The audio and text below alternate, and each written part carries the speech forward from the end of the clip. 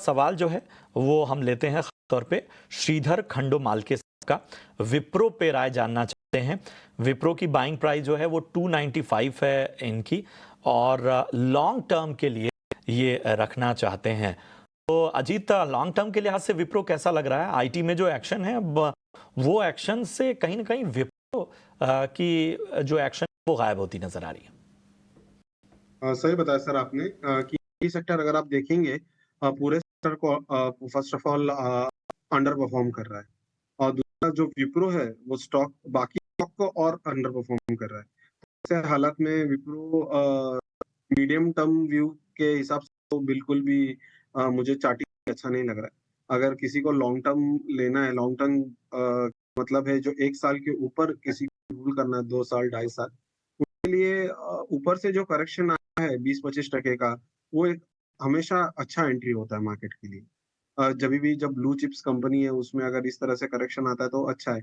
यहाँ से वो स्लोली स्लोली एक्यूमुलेट कर सकते हैं। टाइम मुझे लगता है टाइम लगेगा, over the next 6 to 7 month का टाइम लगेगा अच्छा कंसोलिडेट होके एक पैटर्न बना के ब्रेक करने में। अगर उतना पेशेंस है तो ये स्टॉक ओके है।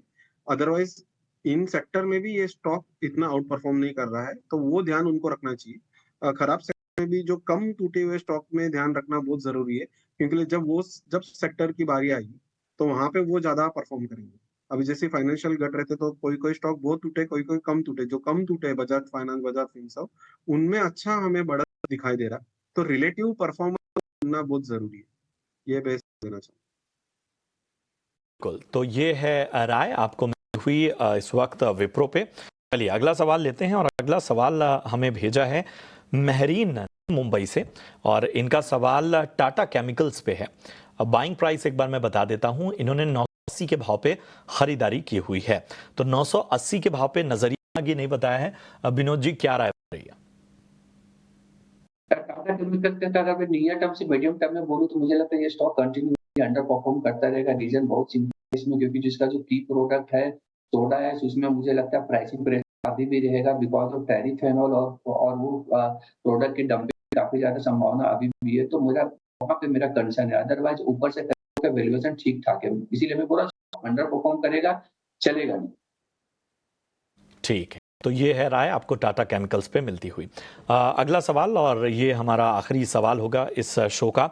जियो फाइनेंस पे हमारी एक दर्शक रीना सहाय, वो राय जानना चाहती है, और इनके पास 320 रुपए के आसपास की प्राइस से ये स्टॉक है। नुकसान अच्छा खासा झेल रही हैं। 1123 शेयर इनके पास है। बताइए जीत, क्या करना चाहिए जियो फाइनेंस में? 320 की बाइंग। डबल बॉटम पैटर्न का एक ब्रेकआउट आया, एक रिवर्सल साइन। मुझे लगता है कि 230 जब तक ब्रेक करता है इनको होल्ड करना चाहिए।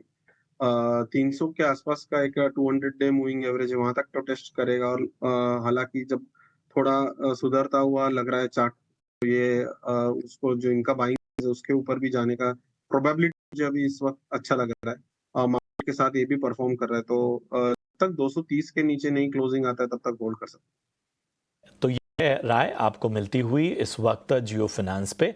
लेवल्स का ध्यान रखिए। इसके साथ इतने ही सवाल